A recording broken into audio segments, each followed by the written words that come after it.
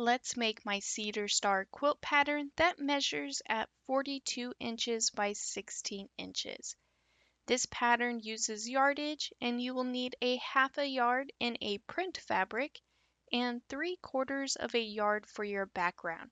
Feel free to use scraps, leftover charm packs to make this even a scrappier version. And of course, this pattern is available as a free PDF, which I will link down below in the video's description. Now let's get started. Then with your background yardage, you will subcut 12 4-inch squares, 3 4-inch squares, then cut at a 45-degree angle, yielding 6 90-degree triangles. You'll also need 6 2.5-inch squares and 12 3.5-inch squares. With the print yardage, subcut 12 4-inch squares, 3 4-inch squares, then cut at a 45-degree angle, yielding 6 90-degree triangles. You'll also need 6 2.5-inch squares, 12 2.5-inch squares, then cut at a 45-degree angle, yielding 24 90-degree triangles. It's a lot, but don't forget all of that is linked down below in the free PDF. First, select one print and one background 4-inch square. On the wrong side of the lightest fabric, draw a 45-degree line from corner to corner with a fabric marking tool.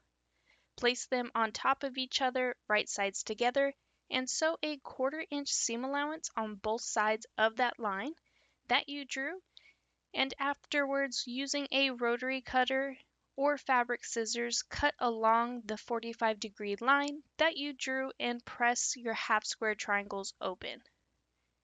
You will yield 2 half square triangles measuring at 3.5-inch squares. You'll make a total of 24 half square triangles.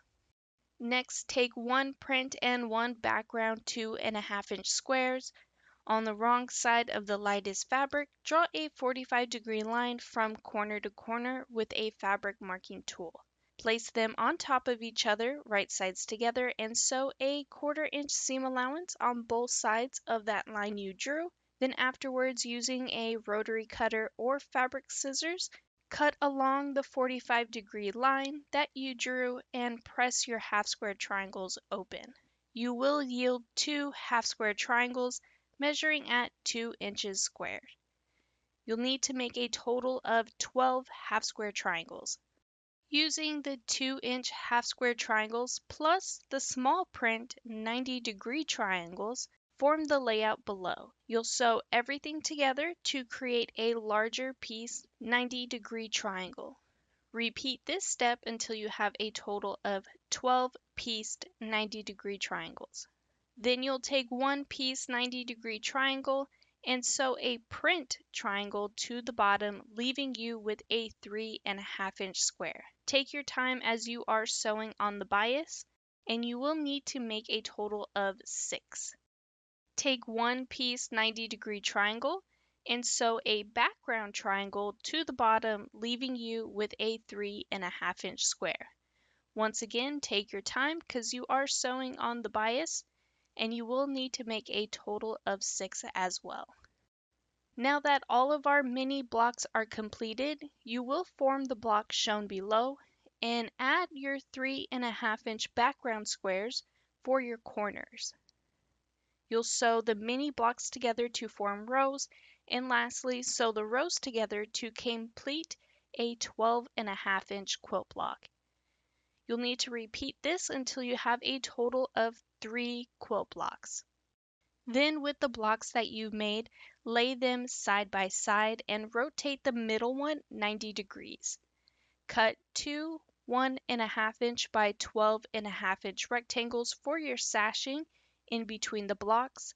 Then you will add a 2.5-inch border. You'll sew the blocks and sashings together to form a row. And then lastly, add your border to complete your table runner. And here is what my quilt top looks like all finished. For the backing, I am using a print from the collection. Then for the thread choice, I am going with glide threads in the color Shadow. Here is what my quilt looks like all quilted out. And for my longarm quilters, I chose Fabulous Feathers from Urban Elements, which I will link down below in the video's description. And once again, this pattern is available as a free PDF, which I will link down below. And I do hope you have enjoyed today's tutorial. If you could please take a moment to hit that like and subscribe button, hit the notification bell so you can be notified for your next amazing quilt project.